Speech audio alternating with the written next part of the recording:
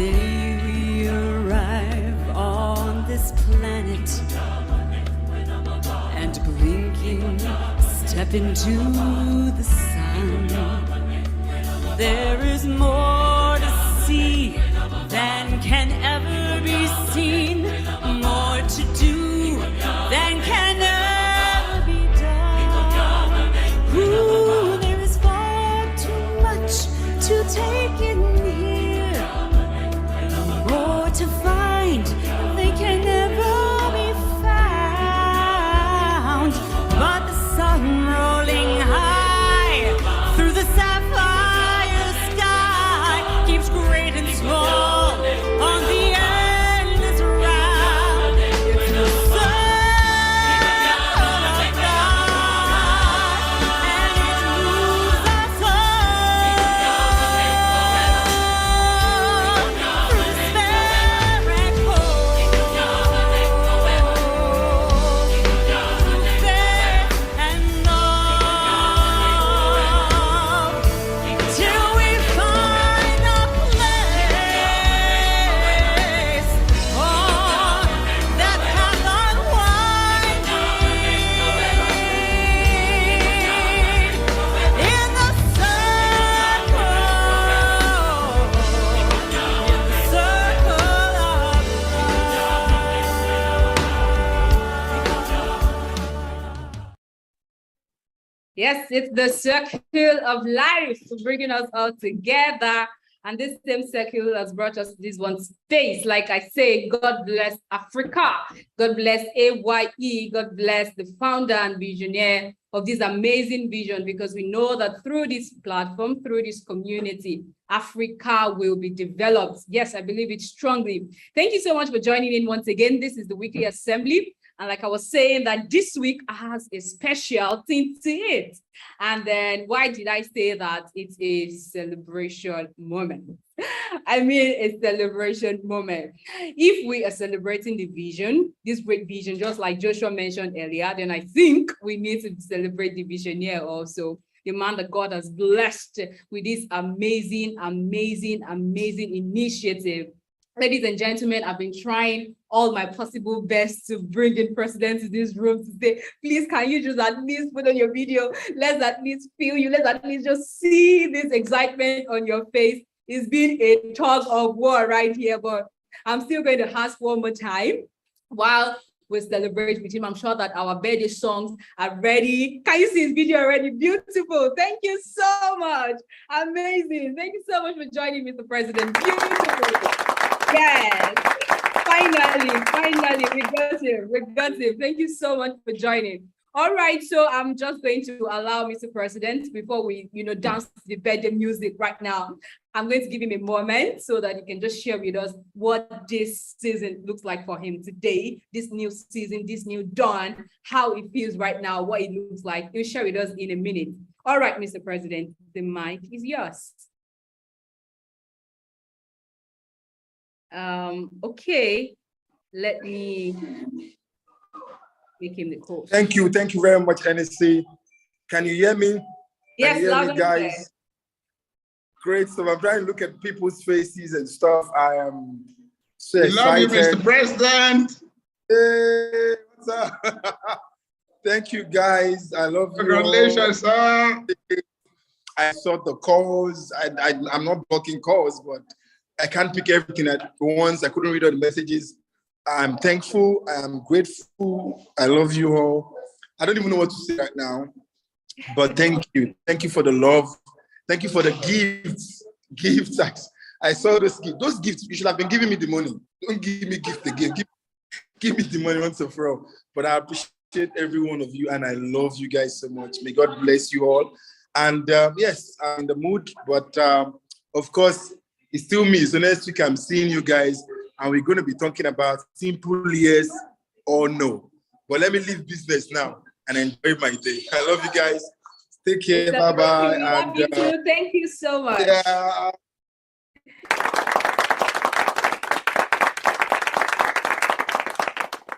Thank you for joining me, Mr. President. I think we should just dance with him. I know he's quite very very busy right now, but there's nothing stopping us from celebrating this moment with him. We honestly cherish these moments, and we think we ought to celebrate it. DJ Kid, if you're there, give us some cool music and let's groove to it. Let's celebrate with Mr. President. Amazing visionaire.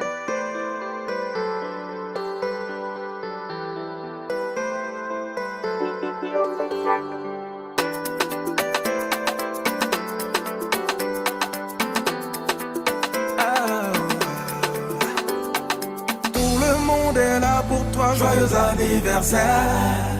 On est tous venus ce jour pour ton anniversaire. On vient tous de loin pour que ton anniversaire soit une réussite en ce jour, donc happy birthday. Faut te lever pour danser, happy birthday. Personne n'est fatigué, happy birthday. Le corps va s'enjailler, happy birthday. Bouge c'est maintenant ça commence. Aujourd'hui c'est ton jour, happy birthday. Ça vous gagne des happy birthday sans s'arrêter. Parce que c'est ton anniversaire. Il n'y aura pas de poisson si on a checké, hein. J'espère que tu as envoyé le cadeau, hein. Tes amis sont là, ta famille est là, les tontons sont là, les tontines aussi sont là, tous les parrains sont là, les marraines aussi sont là. En tout cas, faut pas t'inquiéter, nous on a su la soirée pour toi. Chantez.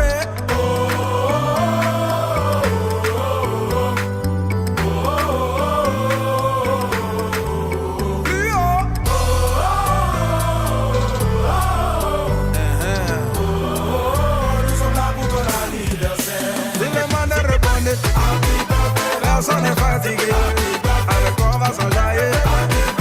Bouge ma dembe, aujourd'hui c'est ton jour. Et ça vous gagne des sans s'arrêter, parce que c'est ton anniversaire. Le gars est joli, la femme est jolie, les invités sont jolis, mais on ne va pas te parler et danser, hein. On mangera aussi. Y'a à manger à gogo, la boisson pour la flot. Si tu veux bobiser, sinon fais emporter. C'est tout ça là qui fait que anniversaire. En tout cas, faut pas t'inquiéter, nous on a su la soirée pour toi. Chantez.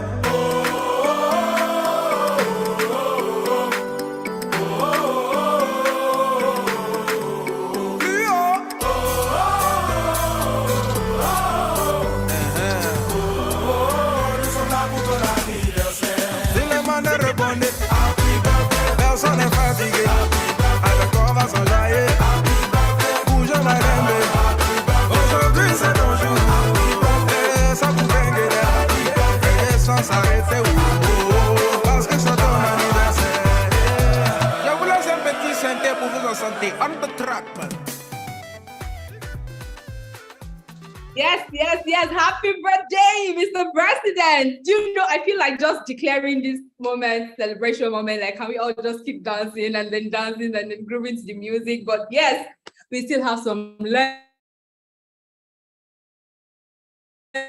to do. But honestly, we take a moment to celebrate you, Mr. President. We love you. Being 40 is not a joke. I mean, it's been 40 years of impact. It's been, 40 years of giving back, 40 years of giving your life, literally 40 years of, commitment over. It's been a journey, an amazing journey altogether, I'm sure. And of course, as a team, as a family, we definitely wish you an amazing season ahead. We know that the blessings of the Lord is flooded into your life and your family. We celebrate you. Our thoughts and prayers are definitely with you. Thank you so much, Dr. Sumi. Can we just celebrate him finally before we move ahead? Thank you. Yes, I can see the A.Y.E cloud. Thank you for joining.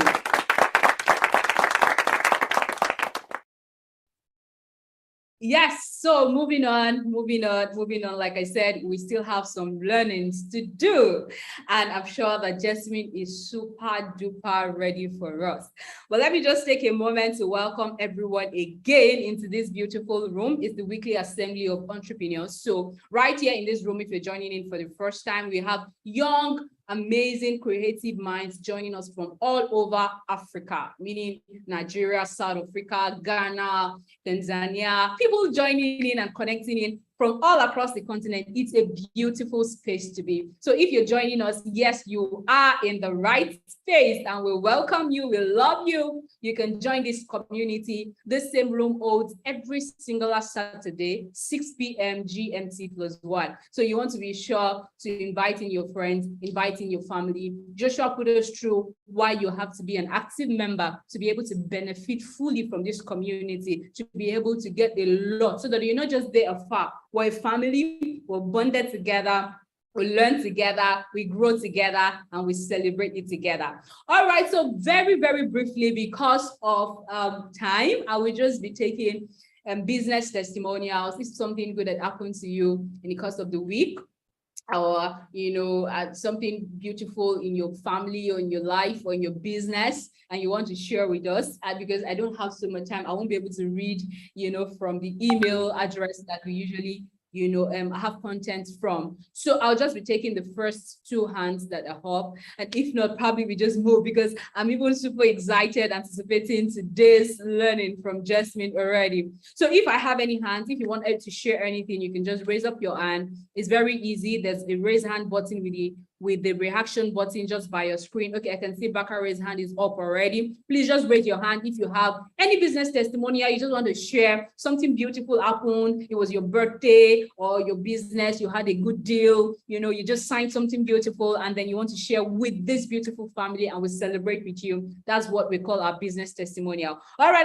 I'll be giving just 1 minute to Bakare Olayinka to share with us what his business testimonial is, and then we can take it up from there. Over to you, Olayinka. All right, good evening, everyone. Super excited. It's my birthday. I'm celebrating with. Oh wow! What's happening here today? I've been rejoicing here. I'm super excited. Happy birthday to Dr. Smart. And also, congratulations on that bouncing baby twins. It's just amazing. He's online, guys. Doctor are twins. Oh my God. So thank you so much. Can we celebrate with Bakare Olayinka? Can we Thank you. Beautiful. Happy birthday. We love you, absolutely. We're grateful to God. I'm like, what's happening in this room right here? Like, what's happening? Is it a birthday celebration spree or something? So yes, we celebrate with you, and we wish you a beautiful year ahead. Yes, we do. Thank you so much for sharing. And yes, to Mr. President also, I told you that it's a lot of back-to-back celebration today that we cannot even, I can't hide the excitement. I'm super duper excited. I think you can even feel it from my voice. So thank you for also sharing that, Bakare Olayinka. We wish you the very best this new season. Thank you. All right, so I think we can just move ahead already. I hope you have your pen, your jotter ready near you already, because today we're going to be finalizing the series we started, How to Become an Industry 4.0 Entrepreneur, right? So we're going to be finalizing that. And I think that if you've been in this room for the past 3 weeks, you see the trend. You see that it's been amazing. I mean, amazing. I've had a lot of takeaway. Where am I in this chart? Am I natural? Am I, different things that I've just learned all together. And today, Jasmine is going to be launching first, the final lap of it to wrap it up. And I'm sure that she has a lot to download to us today, and I cannot wait. So ladies and gentlemen, please, you're going to join me with our A.Y.E clap once again as I invite Jasmine right here to the stage. Miss Jasmine, you are more than welcome. Please celebrate. Thank you. Thank you so much, NFC. Can you all hear me? Can you hear me okay? Yes, loud and clear. Yes. Thank you so much. I'm happy to be here. Like you've all, the energy is so palpable. I am so excited. This is such a glorious and grand day for Mr. President and for every one of us. Imagine that. Such a remarkable day. I'm so happy. And I hope that we go in that energy, in that spirit of celebration, of gratitude, of blessings, and round up this 4 series that we've been on in the past couple of weeks. So I'm going to start sharing my screen and go right into it. Okay. Can you all see my screen? So I'm happy that today I can have my slides on and have a couple of people on the side here. So I would love to see your engagements, your interactions. Today is not like the other days. If you have a question, you can stop me in the middle of my conversation and ask your question, okay? So in the past couple of weeks, we've been exploring different key factors for strategically positioning ourselves for the industrial revolution that is already here, that we are all probably conversant with. We must have heard this in conversations, or we've heard people talk about this. We've looked at a couple of things. There were 6 key factors. The first one was to have the concept of understanding what entrepreneurship is about. And like we've already established, many entrepreneurs do not. They don't understand what it means to be an entrepreneur. They think it's about trading, transacting, but there are deeper layers to the concept. So we explored that in the first session. And I mean, we overviewed everything about the 6 factors in the first session. And in the second one, we've dived deep into entrepreneurship development. In the second, we looked at your leadership because there are 6 factors. So after you figure out what entrepreneurship is about, the next thing is to figure out yourself, your talent, your abilities. Then you go right into personal development, self-awareness, leadership development. We looked at a couple of those in the past 2 sessions. Today, we want to dive into business, okay? Because we're here for business. It's business, we're all entrepreneurs.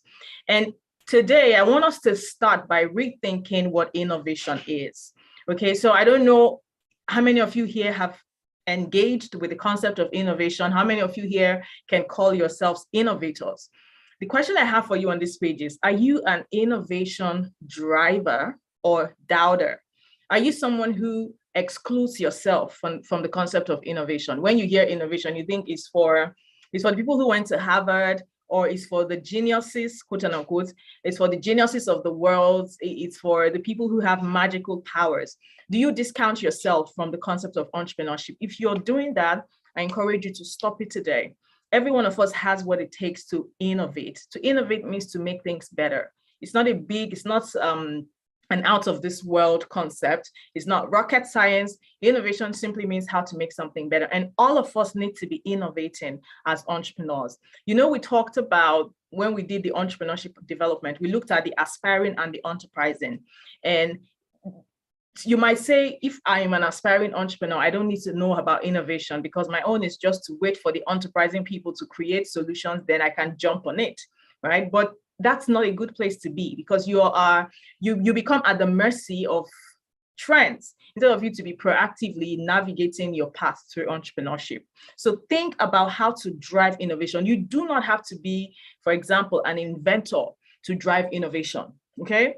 You don't have to be the one who is inventing, who's going to the lab, who's doing all the experiments back and forth, but you can love the idea of innovation. You can get into innovation conversations. You can hang around with people who are innovating. You can develop the awareness and the consciousness of innovation so that every time you're making a decision, you're asking yourself, how is this going to power innovation? Not just for me, but for every other person around me. So we were looking at the 4th industrial revolution, but before we go into the 4th, let's explore the first revolutions, okay? So that we know how we got here. It's good to revisit history every now and then. So in the 70s, we had the first industrial revolution, which is where we were introduced to machines. It was called the mechanical economy. We were trying to explore how machines could solve human problems. In the 1800s, we went into the second industrial revolution, which is where mass production became a thing. We were exploring the concept of division of labor, thanks to Adam Smith, and the concept of specialization. So we were trying to understand how to make the most of what we have discovered with machines. We started building factories, we started manufacturing. That's when people started doing, like when you hear about the automobile industry, when you hear about Ford and how he powered specialization, all of that happened in the 1800s. In the 1900s was the computerized economy. So then we were just we were introduced to tech computers.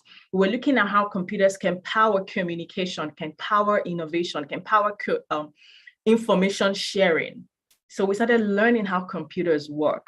In the 2000s, which is where we are now, we've moved past all of these revolutions. We're now in the place of the digital economy. And this is how we can use technology to power human abilities. So it's no longer about creating. It's no longer about understanding how machines work. Neither is it about producing, or is it about understanding how information works? Because now information is everywhere. Communication is easy. Who could have thought in the 1800s, who could have thought that we could sit down here, and most of you are from, continents away from me. I'm in North America. Some of you are from across Africa. Who could have thought in the 1800s that we would be here having a conversation with the aid of technology? In the 2000s, we're looking past computers, we're looking past communication, we're now looking at powering human abilities with technology. Now, what does that look like? I want to start by saying this is not complex. Please, if it is sounding complex, let me know. I'm going to break it down. I want you to understand this as simply as possible. Before I go into explaining this concept, I want to say something based on the first slide that I shared with you here about innovation and the awareness of innovation. Okay, most of us who come from limitations, because I know most of us here are from Africa. We know that Africa is struggling with a lot of limitations, countless limitations. We keep saying that they keep addressing us as, economies from the South. They keep addressing us as developing world. Sometimes they call us underdeveloped. We hear all those things all the time. If you are from a place that has a lot of limitations, you are most likely to exclude yourself from innovation.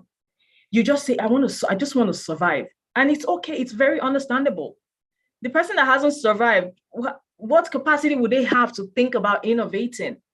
If you are preoccupied with surviving because of the extreme or adverse situation and because of the extreme limitations that you are experiencing, you are most likely to be preoccupied with just getting by every day. But the conscious people intentionally remove themselves from the situation and say, I know that there is limitations. I know that hardship is here. I know that I have to put food on the table for my children. I have to put clothes on their back. But I know that I'm called for more. I know that I have what it takes to solve bigger problems. Because you know what? Innovation is how we create wealth, is how we solve problems first. When we solve problems, we create value. When there's value creation, then wealth is created. And you cannot get out of poverty without innovating. Innovation is your ticket out of limitations, or else we're going to keep repeating the vicious cycle of, hey, wake up, survive, hustle, hustle, hustle, hustle. We go back to bed. When we wake up the next day, we hustle, hustle, hustle, hustle. We go back to bed, and we pass that down generations. In order for us to break that cycle of hustle, hustle, hustle, survive, self-preserve, we have to start thinking innovatively. And I'm going to show you how it is easy. It's not complicated. Each and every one of us can start thinking of how to innovate.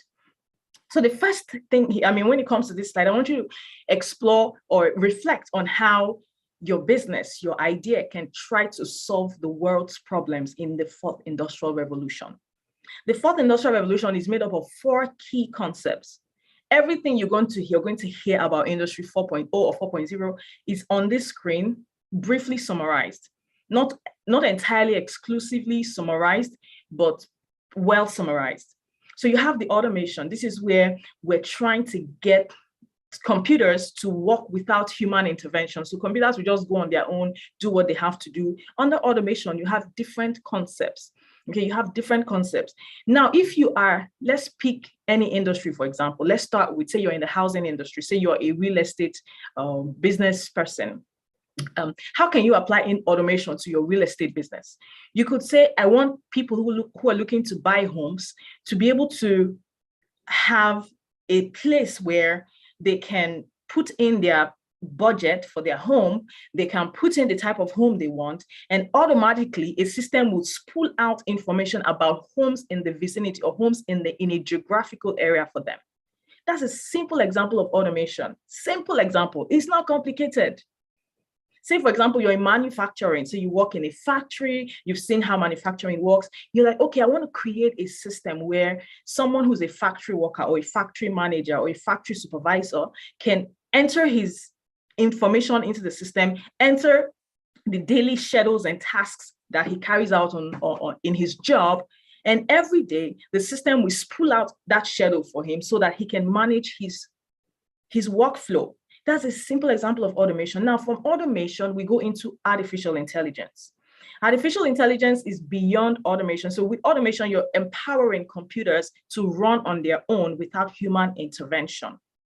With artificial intelligence, you're empowering humans to mimic human intelligence. That's why it is called artificial. So what a human would typically do, you empower computers to do it, like chatbots. You know how, chatbots are a thing now, they're everywhere. If you log onto some platforms, you're trying to chat with someone, before you know it, you're chatting with an AI. And the AI may not be as perfect. The AI's response may not be as perfect as that of a human, but it gives you the feel that your problem is about to be resolved, right? Which is what we want. Whether a human is there or not, I just want my problem solved. So a chatbot, for example, is a way that is a type of artificial intelligence application. So you have AI, you have augmented reality. I remember I talked about augmented reality in the past session. So most of the things we see when we go on social media, we're trying to make videos, for example, and we have a filter or something that's layered on our face just to give us an enhanced feel of who we are. Even on Zoom, I don't think I activated it. Zoom has a filter. You can enhance your appearance and all of that. All of those are examples of virtual reality. It's how virtual reality, or augmented reality, I should say, augmented reality works.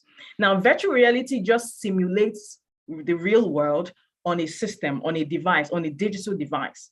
Okay, I'm going to quickly overview this concept so we can move on. I don't want to overwhelm you here, but I want you to have the thinking and start reflecting and asking yourself, what can I do in my industry? How can I deploy automation? How can I deploy AI? Okay, so from AI, we go into ML. ML is machine learning. It's a more advanced 4.0 concept. With a machine learning, you are empowering a computer to make decisions past.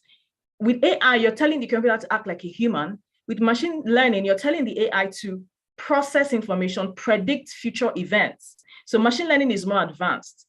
But you need AI, you need to learn how AI works in order to be able to deploy ML. With ML, you're telling a machine to predict future events. Like when you go to, ML is being used across different sectors and industries. For example, in the stock market, AI is used to predict the behavior of shares of businesses, of their valuation and all of that. So you can use AI for predictive analysis, for deep learning. So maybe you're trying to understand a human problem. You feed the computer some data, you feed it some information. With ML, the computer is able to not just process that information, but think of the outcomes, the future outcomes from processing that information. Like we're trying to find a cure for cancer, right? Someone could just say, let me collect all the data about a human body and feed it into a computer. And this computer can look at all the touch points of this data, interact with this data, and make predictions that when this gene meets this chemical, or when this one connects with this is the reaction. This is how we can solve the world's problems. Okay, so this is not complicated. I'm trying to make it as simple as possible. There's room for further learning. Please ask me your questions after now. Then on the fourth concept is the what is called the Internet of Things, IoT. And IoT is everywhere. Everybody's talking about it, but most people don't fully understand it. So there's a lot of confusion going on. I don't know how many of you have heard of the metaverse, thanks to Facebook's, what's the word I'm looking for? They've been proselytizing the metaverse in the past couple of years. 2 years ago, Facebook rebranded, I think last year, to Meta. They've been talking metaverse, but do people really understand it? Now, metaverse is pretty much, in layman terms, is a way to simulate real life experiences and expressions, but on a digital space. Pretty much that. Now, the metaverse cannot exist without human interaction. So the metaverse cannot exist on its own. This is why no matter how much we're trying to explore digital spaces, digital experiences, we still need to take into account human experiences. So the Internet of Things is the place where systems, societies, and everything comes to play. So think about how the future, your home, let's say, home automation, for example, and home automation is something that happens with automation, right? So maybe you've bought a device that automates the temperature in your home. With the Internet of Things, your home will be able to tell the temperature outside and then regulate itself based on that information, because your home is connected to the climate, is connected to the systems, is connected to society, is connected to everything.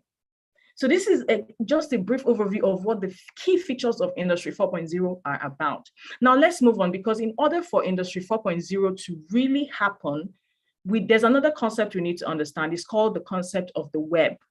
So industries are how we solve problems. Anytime you hear industry, just think of how humans solve problems is through industry. It's through industrial revolutions. That's how we solve or disrupt the solving of problems. Now, you need the web to power industry. And we're now going into Web 3, we're already in Web 3.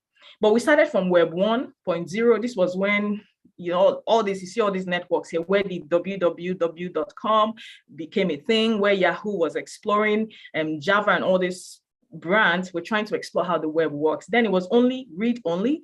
You log onto the web, you read news, you read information, you listen to the radio, and you just consumed. You did not engage, you did not interact, you consumed and you went about your business. It was very centralized. In Web 2.0, it was still a bit centralized, but we were engaging sort of. This is where social media platforms sprung up from nowhere. This is where Google search engines became a thing. You can then put in information, feed the system information, and also take information from the system under Web 2.0. So it was read and write. It was a read and write type of web. In Web 3.0, we're not going past just read and write because people are overwhelmed. Do you know the amount of information that we have in the world today? It will take us several lifetimes to fully process those. The information is too much. And it keeps growing. It keeps growing.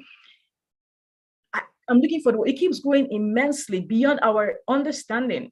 So we're kind of tired. We're overwhelmed with all of that. We're now coming into Web 3.0 where we're saying, I'm not just going to read and write. I'm going to also contribute. I'm going to interact and engage with this information.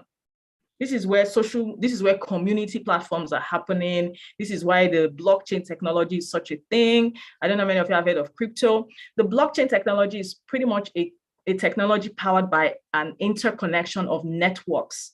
All of the people in those networks are interacting, are engaging. Your idea matters, my idea matters. We share ideas, we connect, we lock assets. When we value something, all of us put our signatures, and those things are locked.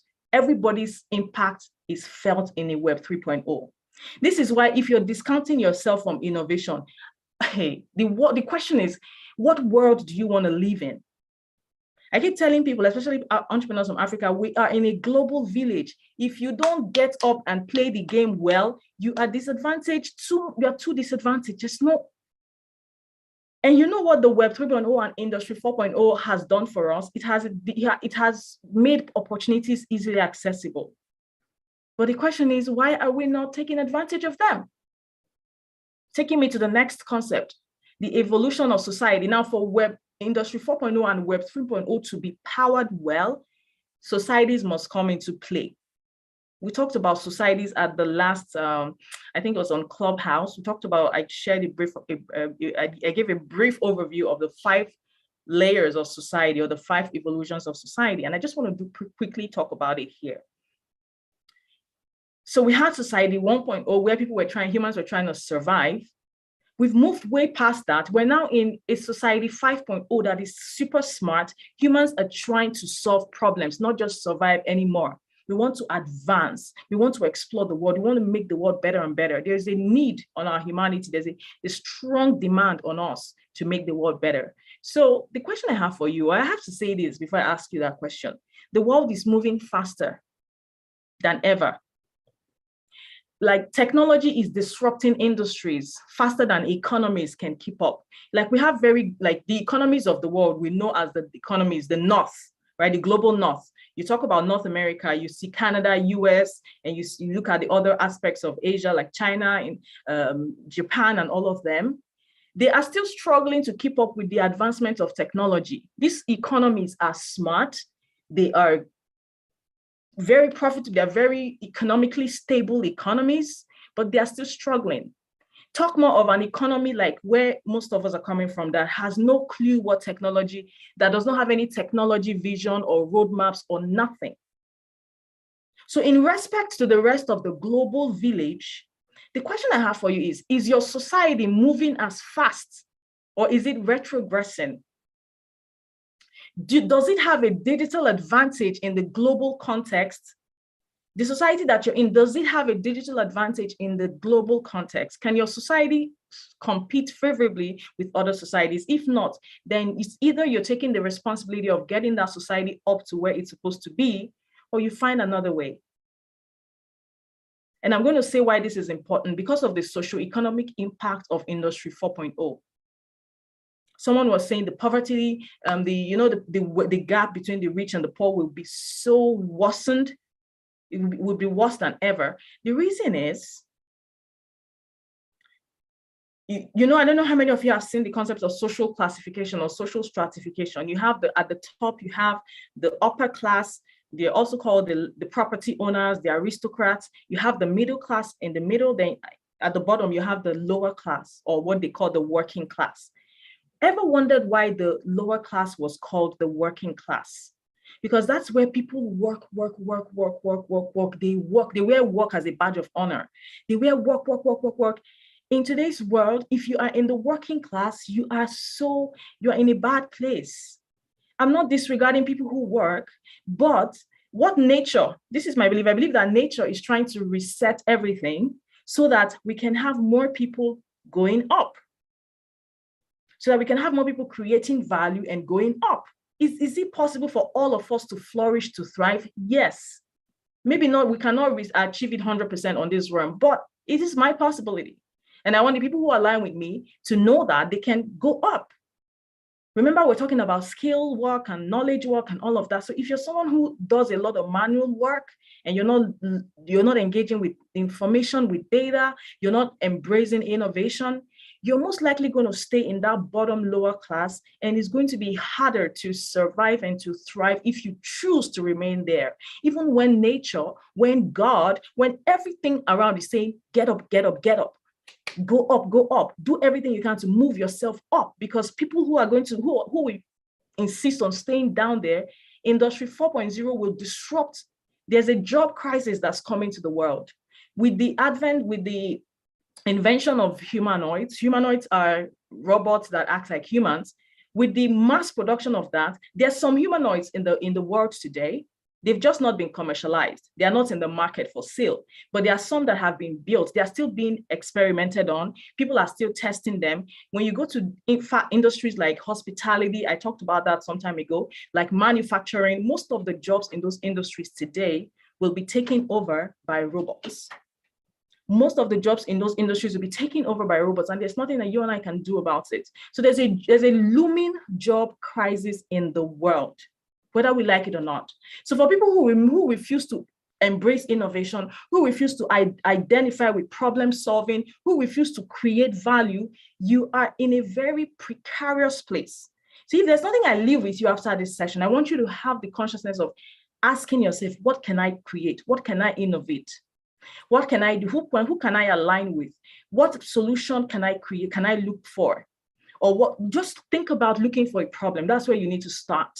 After you've understood your natural talents, your innate abilities, think of how to find a problem and start building towards solving it. Because socio-economically, Industry 4.0 is going to do a lot of good by bringing opportunities, but it's going to have its equal disadvantages, and that's going to have a major impact on people who are like in underdeveloped economies.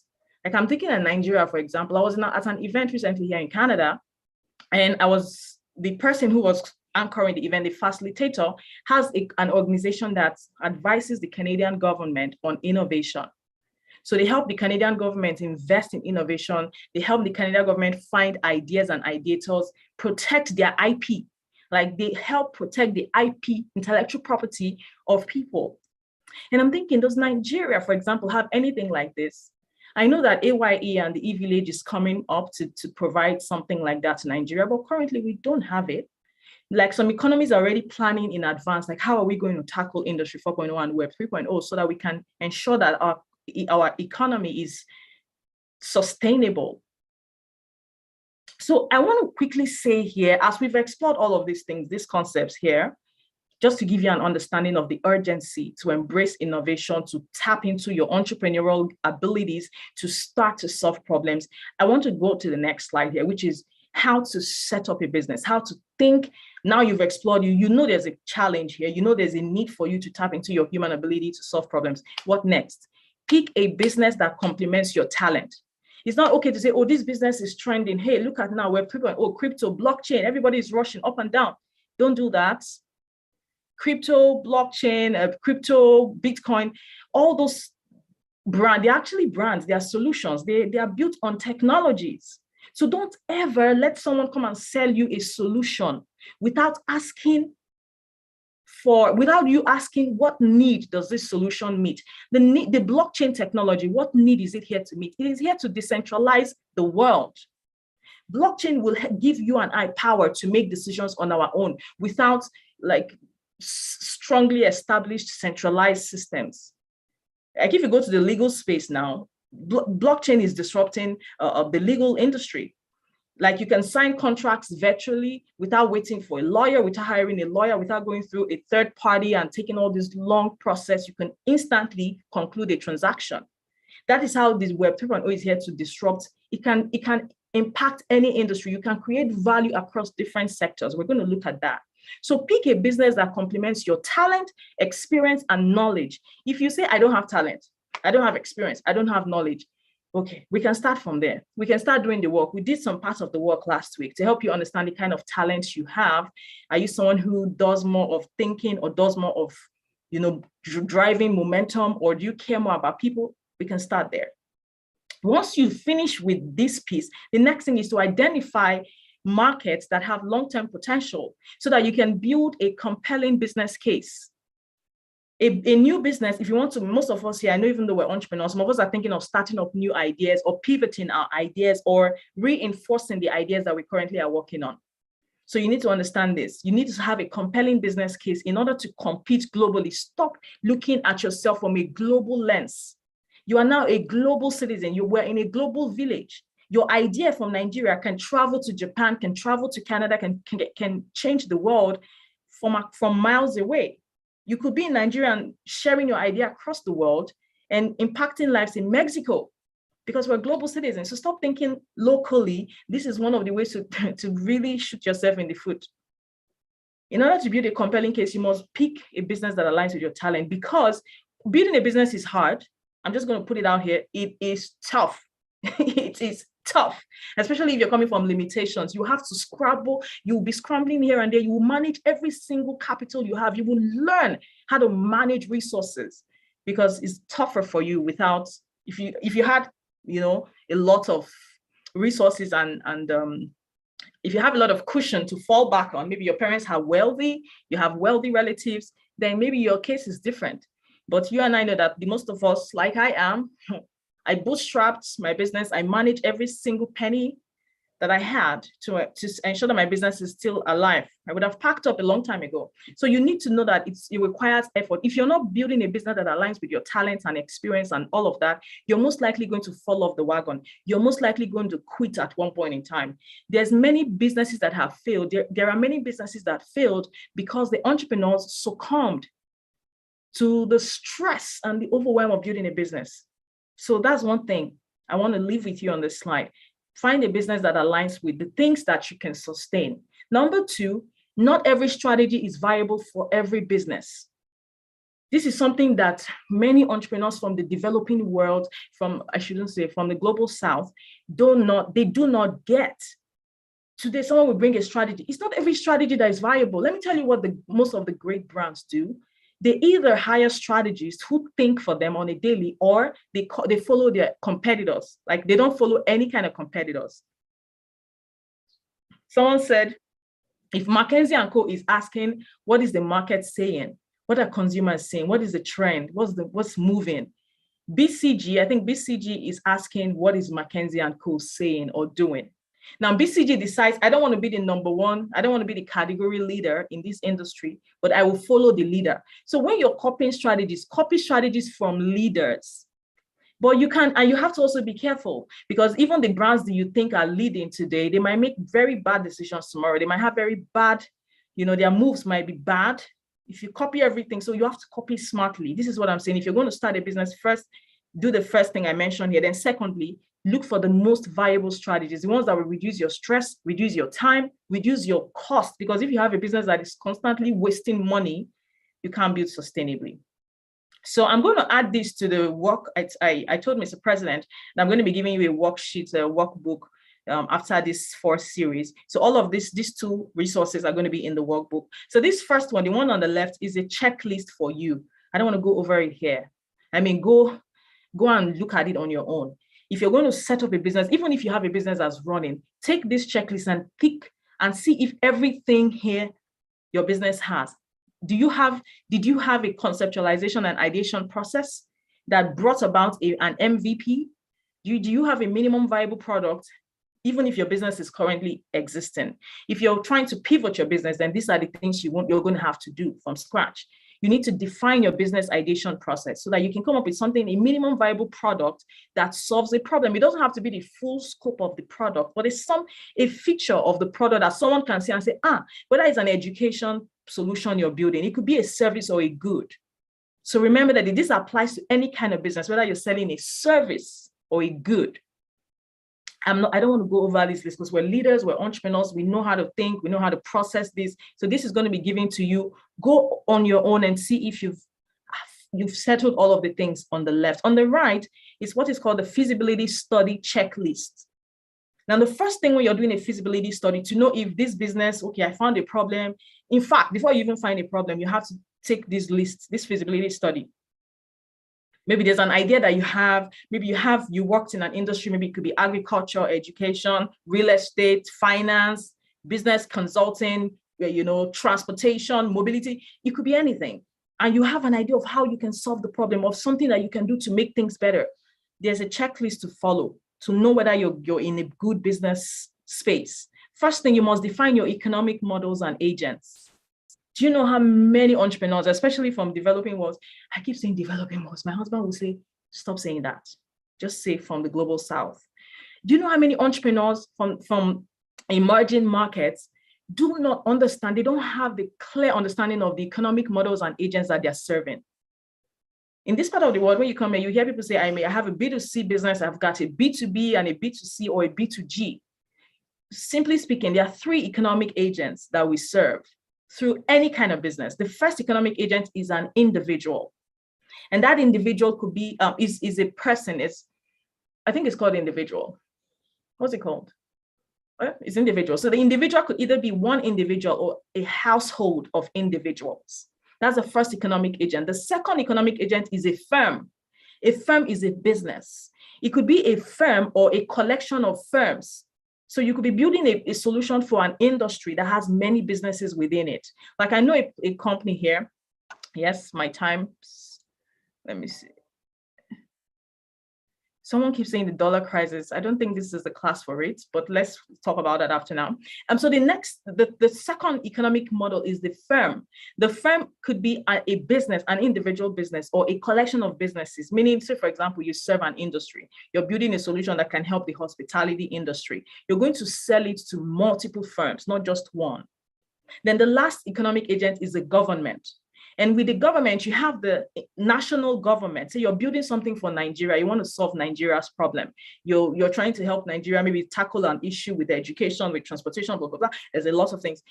The last economic agent is the government, and you could either be serving a national government or a supranational government or an international government. So if you're building something for the IMF, for the United Nations, that becomes an economic model, an agent. So you would say, I'm building something that's a B2C for an individual or for a household. If you're building something to help homes clean their homes better, that is a household. The economic agent becomes the household. That's number one. You have to clearly define it. If you're building an industry 4.0 business, you have to define the economic models and agents, period. Number two, you need to define the global sector that your business is a part of. I didn't know this until like 3-4 years ago. I would call all kinds. I would say my business is in this. Do you know how many Nigerians mention some sectors that are non-existent globally? Remember, we're in a global village. Think globally, position globally, act globally, so that you can be globally relevant. If you try to play the game small, there's no place for that. There's no place for that because the responsibilities continue to increase. The demand is increasing. So play the game like you're in a global village. That's number 2. Number 3, you must specify your industry. What industry are you in? I'm going to send, like on the screen here, there's a link to click. There will be a link to click in your worksheet that will take you to the list of 147 industries by the Stock Market MBA. There's also a categorization done by the Global Industries Categorization Standardization. So you can go and look at them and pick your industry. But on the next slide here, I want to see if anybody can tell me their sector. They can just simply tell me the sector that they belong to quickly. I want a couple people, please raise your hands if you know the sector that your business is operating in, if you have an operational business, or if you have an idea. Do you know the sector that you want that idea to play in? Please raise your hands. I'm going to call you to explain briefly why you think so. Let me see. I see a chat here. Okay, can you please, NSC or anybody, can you please just keep me allotted of my time? Please, thank you. So the number 4 thing is your market profile. So when you've understood the sector, the economic models, you've specified your industry, the next thing is what market, which major market do I want to play in? Are you playing your game in the Nigerian market? Are you trying to go outside of Nigeria? Maybe you're trying to explore other African markets, or are you trying to come to the European market or to the North American? You have to define the market and define what the market, like the certain features of the market you need to define. What is the ease of doing business in this market? What is the industry? There are certain things to take into account. You know, does this market respect the rule of law? Does this market have policies in place to protect IP? These are things you want to say. Most of us we're Nigerian ideators and we want to do business in Africa, but Africa makes it impossible to thrive. And you can actually take your idea to a European or a North American market and make the most out of that idea while you still think of home. You think of how to go and develop home, but doing your business at home is harder than if you took it outside. I mean, you're a nationalist, you have your patriotic or whatever. I know that, I respect that. But you have to, as a smart entrepreneur, you have to profile the market. If there are several markets, maybe you're looking at 4 different types of markets, you will tell yourself, playing in this market does me well, it does me better. So let me start my game in this market, then expand. Okay, I'm going to come to all the chats. Okay, thank you for the engagement. I'm loving it. Thank you so much. And I see the hands raised. I'm going to get to you. And then the 5th one is the customer development. Now you've defined this market. There's ease of doing business. There's a rule of law. This market is very, I'm trying to remember the features. It's going to be all in your playbook. Don't worry. You define those. And the next thing is you develop your customer. That's what is called the ideal customer profile. You go on a customer discovery. You're going to define the customer well. This is where the great businesses stand out from the rest. The great businesses, they have a clear concept of who the customer is, their behaviors, their personality traits, their dreams, aspirations, their desperations, their distresses, what gives them nightmares, all of those things. The smart companies do it. So you need to develop your customer profile. Then the 6th one is your invention and innovation. What is the technology? Have you built it? Say, for example, you're trying to solve a problem in the health sector. Are you going to build the innovation from scratch? Or are you going to collect someone else's IP? Are you going to get a license from someone to sell their innovation? There are many ways. So you have to define, is this invention going to be mine? Am I going to spend time? If it's like an industry that requires years of research, like 10, 20 years of research, do you have that time? Do you have that resource? So you can say, I don't have that time. I will go and do my research and find the people that have built that technology. I will take their license and then sell. You can do entrepreneurship that way. You can take a license. That's what they call white label, gray labeling, and all of that. Number 7, then you will develop your business concept. So after your invention is clear, all these other pieces, this is a checklist because it's a step-by-step approach. If you haven't defined your economic models, you don't have any business developing an invention or innovation yet. Define the economic model, define the global sector, and go down like that. Then number 7, you build your business concept. And this is where you're defining the features of your product, what it's going to do, you're building your user story. This is where your minimum viable product is then being developed, or you're fleshing out, you're doing the fuzzy front end of your minimum viable product. Then number 8 You build a business case, and all your business case will be highlighting this. We're trying to serve these B2B customers. They are in this global sector, this industry. This is the gap in the industry. This is the market we want to start. This is the opportunities in the market. This is the ideal customer. This is the invention and innovation we're going to use. You see how when you present this kind of business case, who on earth wouldn't listen? I wish I knew this when I first started. I didn't. I couldn't think like this. I was just like, hey, where's the money? Make me hustle and let's do that. Let's make the small money and go to bed. But you're going to be in that cycle because you're not innovating and you're not positioning yourself well globally. So on this screen, I want to pause. There's still a lot to talk about, but I want to pause and ask, I see some hands raised. There are 10 sectors based on the global categorization of sectors. Okay, forget anything you've heard in your space. If globally a space has not been identified as a sector, it does not exist as a sector. So based on the global categorization of sectors, these are 10 sectors that are here currently. Which sector? I'm going to call on Chris and Naji, Cyrus and Naji. Tell me what sector out of the 10 you are currently playing in and why you think so in under 1 minute, okay, in about 30 seconds. Okay, so unmute yourself quickly. Cyrus, Onyeka, anybody who can unmute themselves as quickly as possible out of the couple of you who have raised your hands, tell me why you believe this sector is where you're playing your game in. Don't go mute on me now. 7 minutes left. Thank you, Tosin. So nobody's talking. Okay, we're going to come back to that. So now when you've done all the things I talked about on these two checklists, the next thing is to ask yourself how you can transition from a business operator. When you can unmute, just unmute and talk, okay? Just unmute and go right ahead and talk. The next thing is to ask yourself how you can transition from a business operator to a business leader. Because there are two different mindsets, there are two different activities that are going on with these two different types of people. Now, the business. Hello. Who wants to talk? Me is Jerry. Yeah, go ahead quickly in under 30 seconds, okay? Yes, I don't want to talk much on this. By the grace of God, I'm a young entrepreneur and I have a lot of I've got a lot of knowledge about entrepreneurship.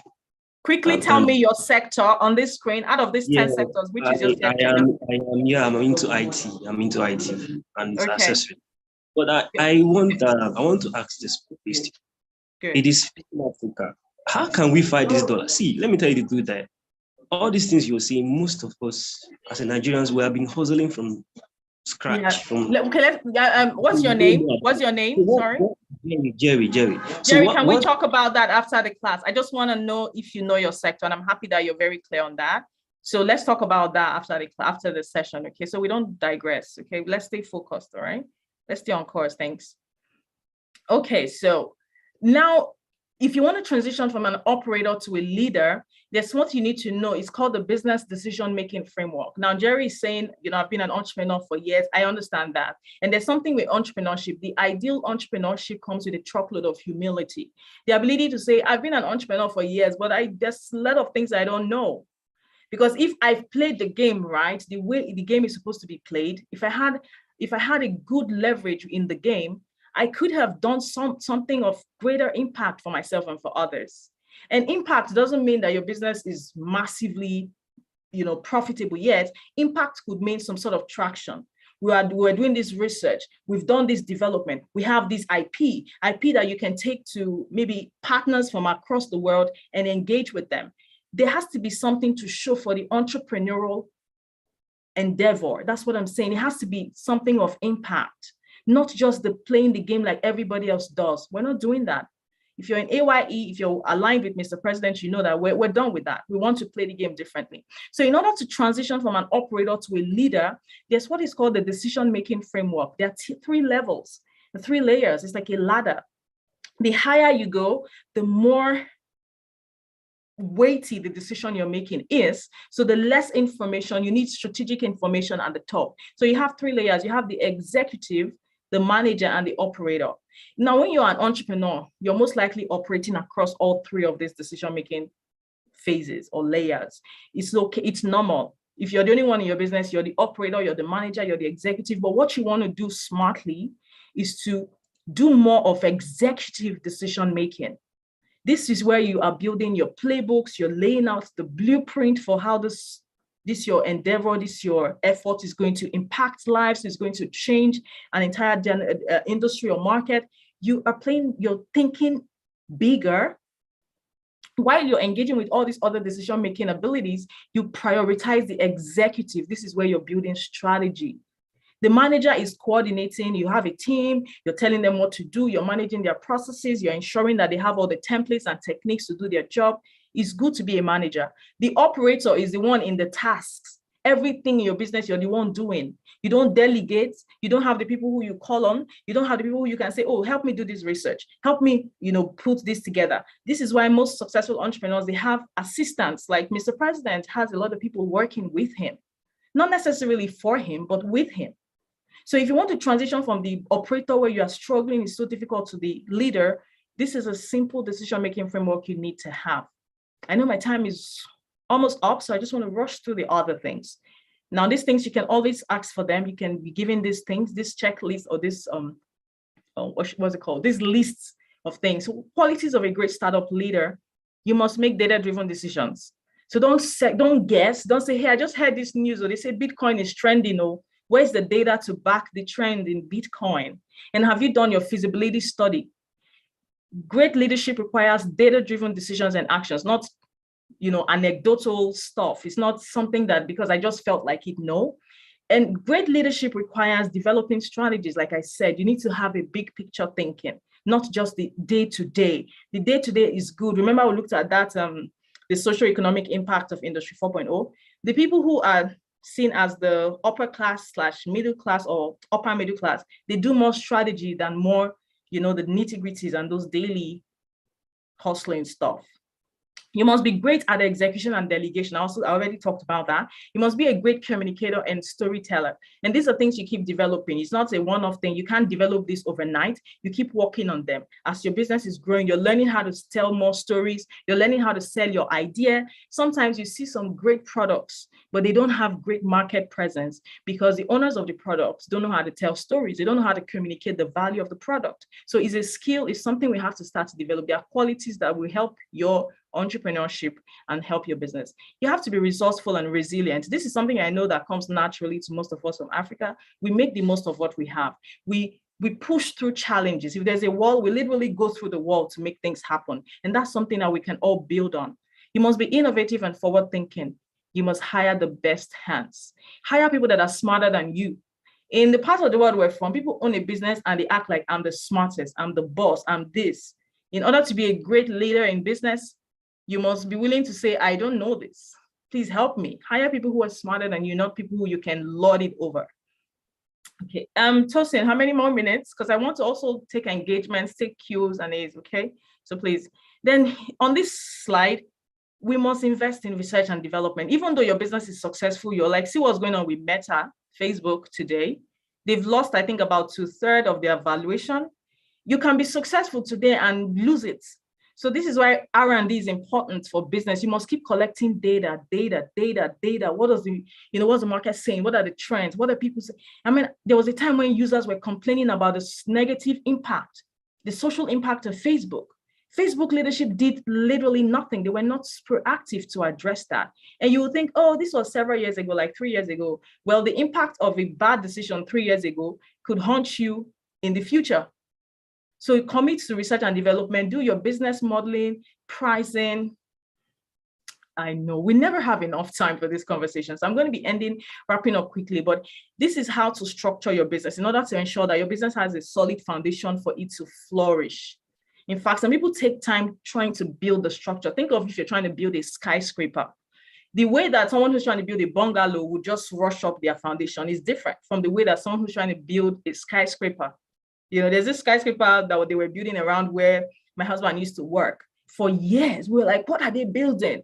They were going so deep into the foundation. It was so deep, it was crazy. But the moment they came up, the foundation was done. It was nothing. It didn't take them any much time to go up.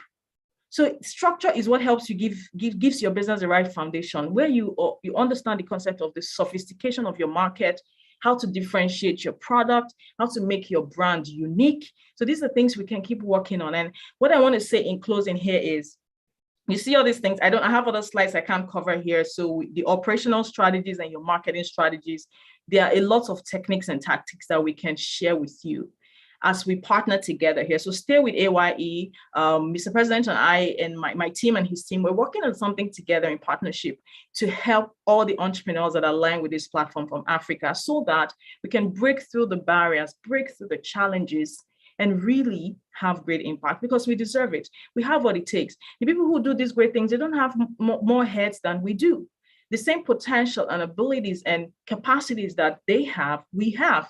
We just need to channel it better and make the most out of it. I'm going to stop sharing my screen at this point and take your questions and answers, conversations, feedback, quickly. Thank you all. Right, thank you very much. Okay. Thank you very much, Jasmine. It has been a wonderful moment, right from the start till the finishing. Come on, we had a series, 4 series, and it has been an amazing back-to-back. I want to say thank you very much.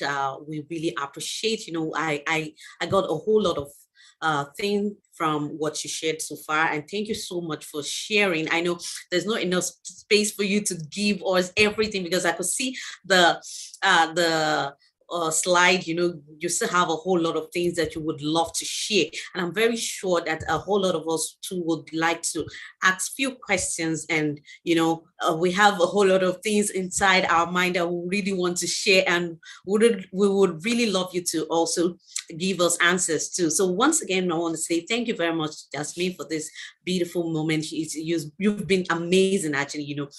I don't know how to express it the more. So the more I speak, the more they just keep coming. So thank you very much, Jasmine. God bless you. All right. I think we have a hand up. So if you have any questions so far, starting from the series, from the first series down to this time, if you have any question that you would like to ask Jasmine, can you signify by using the reaction button? Mm-hmm. Okay, I can see. All right, great. Yeah. Let me quickly address the question, because Jerry has asked this question about the dollar crisis a couple of times. So let's let it not look like we're ignoring him. Let me give you my answer, and it might not be a perfect answer. I'm not a monetary or fiscal policist. I don't make policies for government. I help businesses. Now, the dollar crisis in Nigeria is way beyond one person can fix. Is an economic thing. So what the little you can do as an entrepreneur is to create value, because when you create value, you have capital, then you can make change. I mean, I spoke about this during the last series, that Mark Zuckerberg was talking to some students who were graduating from a college, and he said to them, one of the reasons you should want to own a business is so that you can create capital, because when you create capital, you can then make decisions on who will become the elected officials within your economy, because those officials would then ensure that the economy is powering businesses.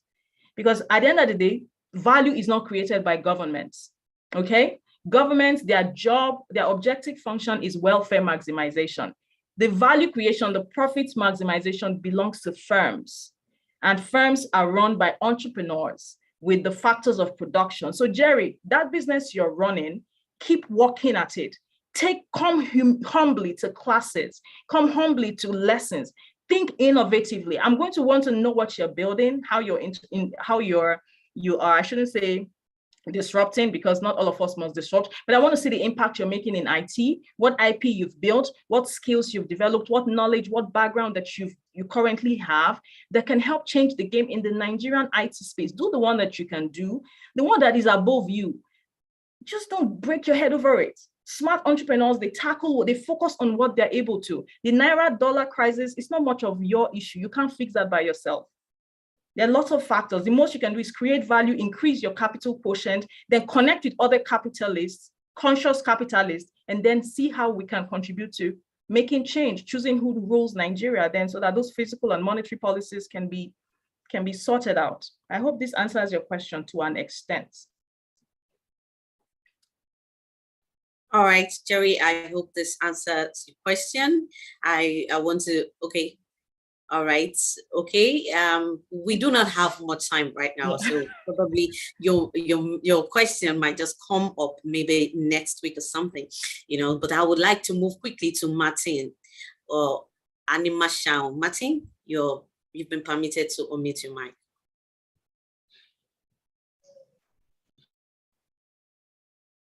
You're muted, Martin. Okay. Thank you so much, Jasmine. Your series has been so wonderful. I missed the first two, but I watched it on YouTube and I followed it step by step. Now, I have two questions quickly. First is, you talked about brain power. How do I improve my brain power? Because you spoke about what we eat, what we listen to, the kind of music, so many things. Can you just give us a little glimpse of how we can improve our brain power? That's the first question. Thank you. Second question is, you're muted again. Go on, I can hear you. Me too. You're still muted. Martin, you're still muted. Great. Yes, the second question is, please, data science. What's the link between data science, machine learning, and artificial intelligence? Is it the foundation, or does it cover every other aspect of machine learning? Artificial. Okay, let me start from your last question because it's going to be easier for me to answer. So data science is what happens with everything around engineering data. So whether you're collecting data, you're storing it, you're analyzing it, you're gaining business insights from it. Data science is the first piece. Before we even automate and build AI, we need to collect data. So say, for example, you want to solve a problem. The first thing you want to do is to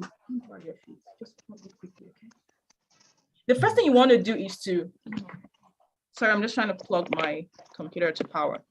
The first thing you want to do is to start collecting data on that problem.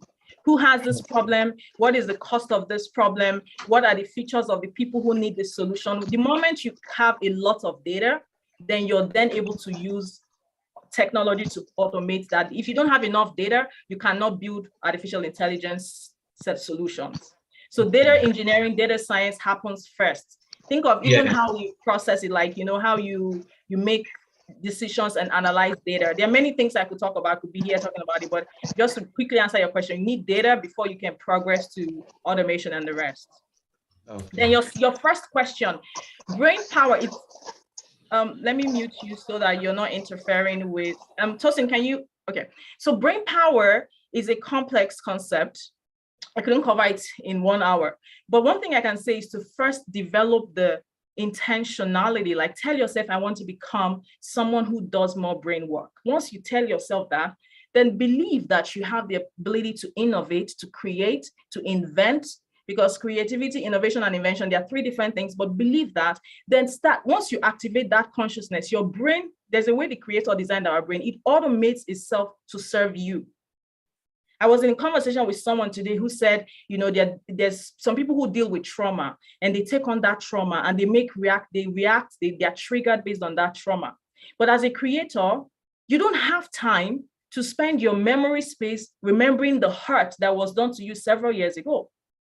You're using your brain to do more creative and strategic thinking. Like imagine the Thomas Edisons of the world, they are in a lab trying to solve the light bulb problem and they are doing this experiment. You think their brain has time to process a hurt from 10 years ago? They move past that. They train their brain to focus on a problem and ideas will start flowing to that brain because God who put the brain there has a way of making it work for you and for humanity.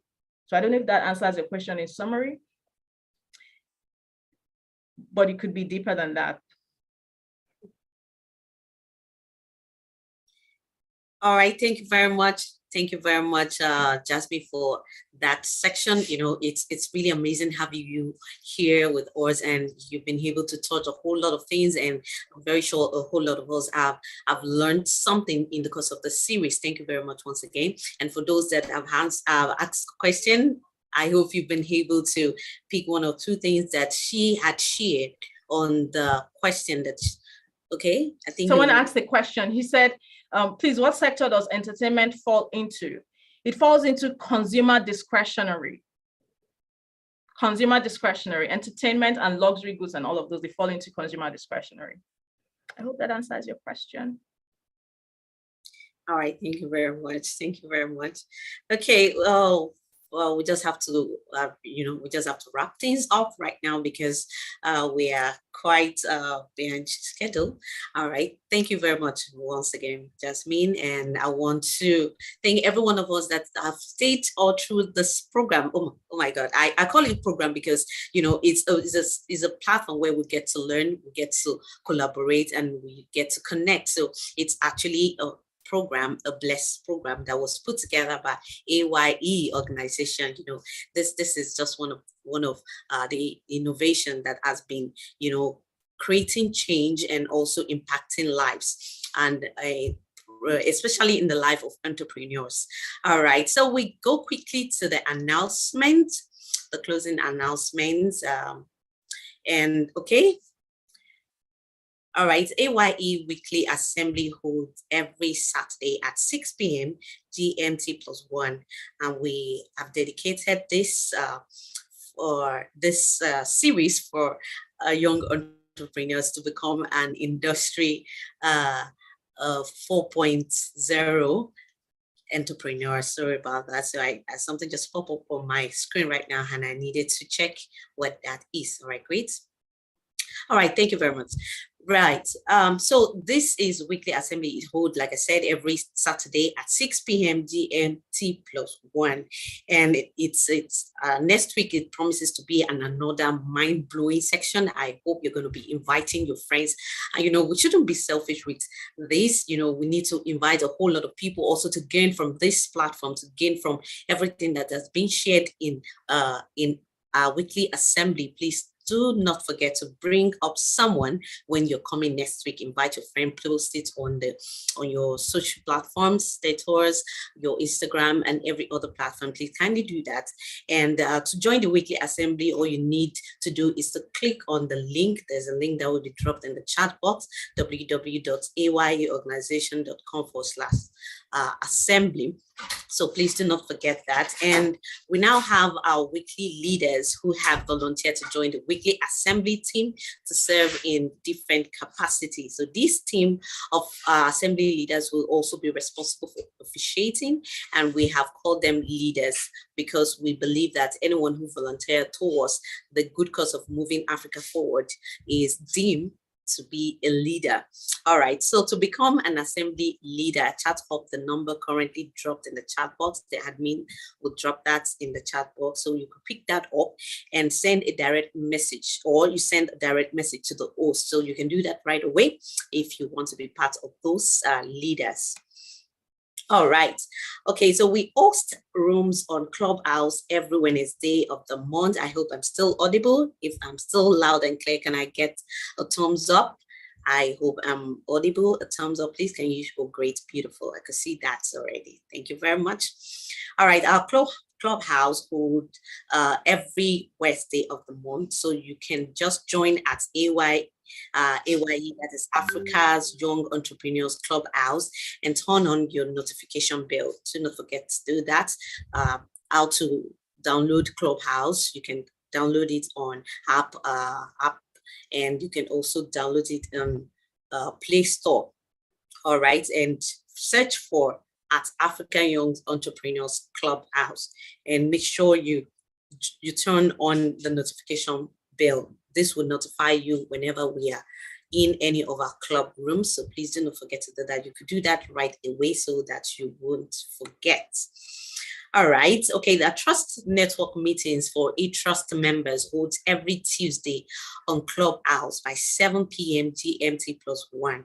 So TNM, that is Trust Network meeting, is for trust members who are part of our e-cooperative, and that offers members access to loan, has no interest rates, no collateral, then credit check or paperwork. There's nothing of such. So among other benefits, we have other benefits. So if you want to learn more about the e-cooperative, you could also visit the website at www.etrustfund.org. So please share across this message to every one of your friends, you might just be doing something good for someone. So don't forget, visit www.etrustfund.org.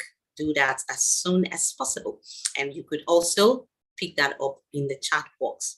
All right, we constantly support entrepreneurs across the continent, and you can be part of those who support. Sorry, please excuse me. I think I got a message right now.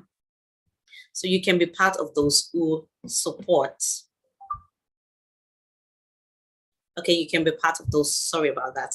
You can be part of those who support the work that we do by donating to the organization. So the donation link will be sent in the chat, will be posted in the chat box. So kindly pick that up as soon as possible. So the admin are going to be doing that. They're going to be dropping that as soon as possible. So please do not forget to pick that up. All right, you can also follow our A.Y.E organization. You follow us on all social media platform, and that will keep you abreast of happenings in the organization. That will keep you informed on everything that is going on in the organization. So kindly follow our social media platform, and it is at A.Y.E organization. Have you done that? If you haven't done that, I think you should do that right away. And if you haven't, please remember to do that immediately after the assembly. Okay. All right. Do not leave yet. There will be a short time for music, where we dance, where we connect, when we, when we chat, when you be spotlighted, and spotlight on different people. You want to see beautiful faces. So please, I would encourage you to put on your camera now. Don't be shy. We're gonna be seeing your beautiful smile. You shouldn't be the only one, seeing your beautiful smile. We also want to see your beautiful smile. So please do not rush out. After the section, we're going to be dancing, we're going to be smiling, we're going to be connecting. And if you have any other question, you can drop it in the chat box. All right. Thank you. I think that should be all. I don't know if I'm missing out on anything. If I am, I would kindly do that. I would kindly. All right. Please, I hope I'm not missing out on anything. Great. Oh, fine. I think I'm not missing out. So please, I don't want you to run off. Please stay tuned to the end of the meeting. The DJ is going to be playing beautiful song. I hope the DJ is ready to give us a wonderful song. We're going to be dancing, and you're going to be showing spotlighted, and I want us to dance. And it's also a mood of celebration, just like they said earlier on. The president is today is president's birthday, 48th birthday, and God has just gifted him a set of twins. Oh my God, he has gifted him a set of twins. So it's a celebration mood. So before we move to the spotlight and celebration mood, I would like to take our closing mantra, and I would appreciate some of us to unmute as we take our closing mantra. All right.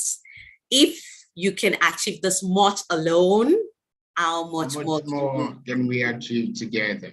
All right, we haven't done that. No, I'm not really impressed with that. I could only hear Joshua, and I'm seeing his beautiful smile right now. Oh my God, Joshua, you have a beautiful smile. So we're going to take that once again. I would like few people, even if it is all, I would like us to unmute our mic, and we take the closing mantra. Is a very powerful word. So, powerful sentence. So I would like us to take that. As we do that, 1, 2, 3. If you can achieve this much alone, how much more can we achieve together? Oh my God. Thank you very much. Thank you very much. So please don't be in a hurry to leave. The DJ is going to be playing a wonderful song, and we're going to be dancing. DJ Kate, can you drop the music?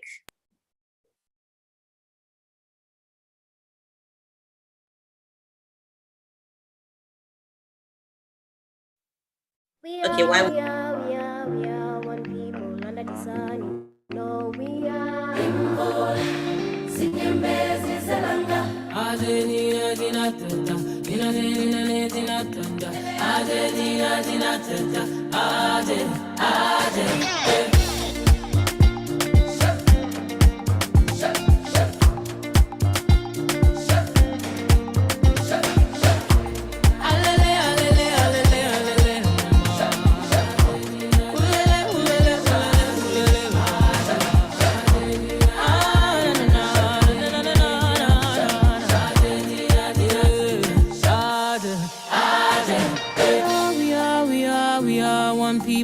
under the sun, you know we are.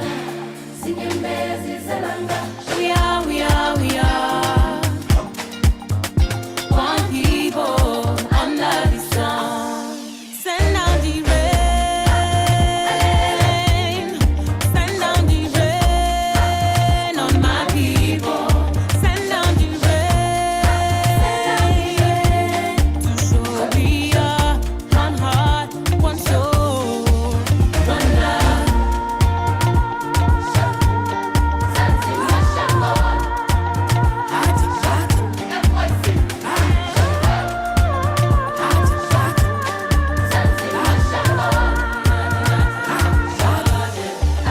I know it's hard sometimes, but you keep it moving. No time to look around. You better keep it moving. Whether you the low or you the high, keep it moving. Whether you decide or things they hard, just keep it moving. Yeah, yeah, yeah. Ah. Together we fit to light the fire.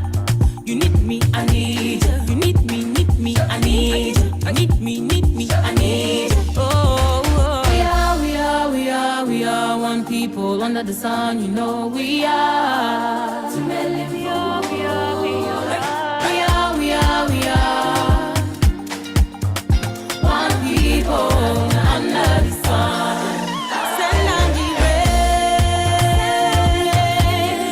Send down the rain on my people. Send down the rain to show we are one heart, one soul, one blood.